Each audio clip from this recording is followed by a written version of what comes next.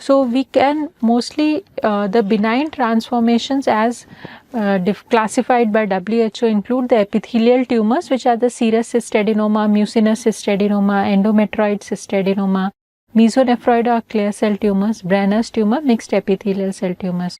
The tumors can arise from the germ cells, which include the dermoid cyst, which is benign, and then there can be the sex cord stromal tumors, which is the fibroma, thecoma, and the cystadenofibroma group.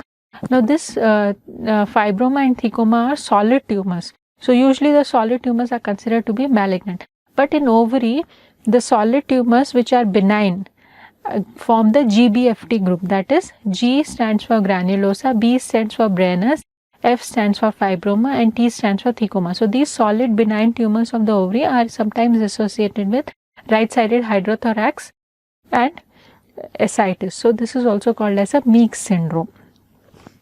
Now, coming to the differential diagnosis of a mass which is found in adnexa in an ultrasound, it can arising from the ovary. So, if it is a cystic mass, it can be a functional cyst, a neoplastic cyst, benign or malignant tumors, or it could be endometriosis or a chocolate cyst. If it is a solid mass from the ovary, it could be again be a benign or a malignant neoplasia. From the fallopian tube, a cystic mass could be a tubo-ovarian abscess, a hydrosalpinx, or a para-ovarian cyst.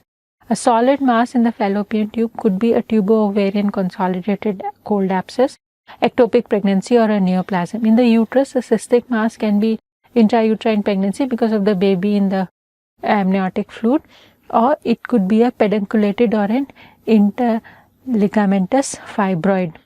From the bowel, a cystic mass is usually a sigmoid or a cecum distended with gas, and a solid mass is diverticulitis, ileitis, appendicitis, or colonic cancer. And then there are some cystic miscellaneous like full bladder, pelvic kidney, and urachal cysts.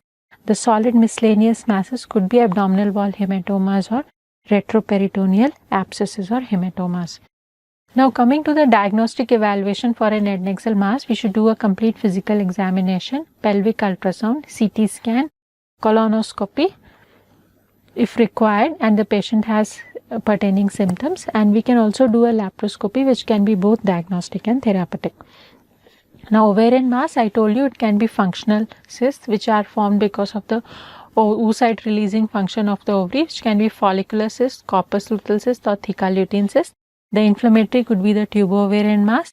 A neoplastic mass can be a benign borderline or a malignant transformation, and other masses could be ectopic endometrial glandular tissue, also called as endometriosis externa, which is releasing the blood because of the ectopic functionally active endometrial glands and stroma, and this blood collects inside the ovary as a chocolate cyst, and it could be an enlarged polycystic ovary, or sometimes there can be a remnant of the mesonephric duct which present as para-ovarian cyst.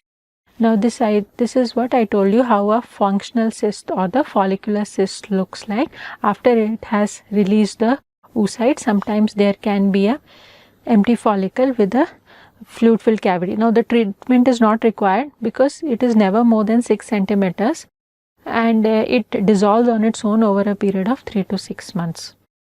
Now, coming to the corpus luteal cyst, this is an oocyte has been released from the Graafian follicle, and this forms a corpus luteum hemorrhagicum, which forms a corpus luteum atrachicum, which forms a corpus luteum albicans. And this process can be a little slow in certain individuals, and we may find a fluid filled structure inside the ovary. So, nothing to worry.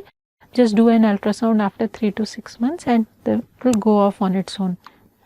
Now, this is the ectopic endometrial glands, which is also called as endometriosis externa, and they, because of the functional endometrium glandular tissue and stroma, there is accumulation of menstrual fluid, and in which the serum gets absorbed and the chocolate colored bilirubin pigment remains here. So, this is usually seen as a dark echogenic fluid. And now, coming to the benign tumors in the ovary. So, 30% of all ovarian tumors is serous cystadenoma because it is the most commonest benign epithelial tumor, and it is very common in reproductive age group. In 10% cases, it may be benign. So, you can see that this is a simple cyst, very thin wall septations. It may be multiloculated or uniloculated. Sometimes there may be some papilla. Papilla means tongue-like projections. and it is usually lined by a columnar or a cuboidal epithelium which secretes a clear, thin, yellowish, straw-colored fluid.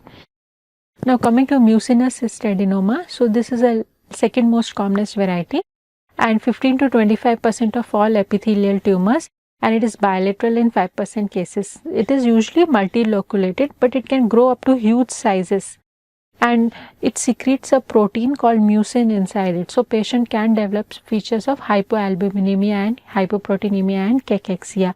The cyst wall is smooth and there may be some papillary projections. It is filled with thick mucinous fluid. And this is the histological picture showing the mucin secreting glands.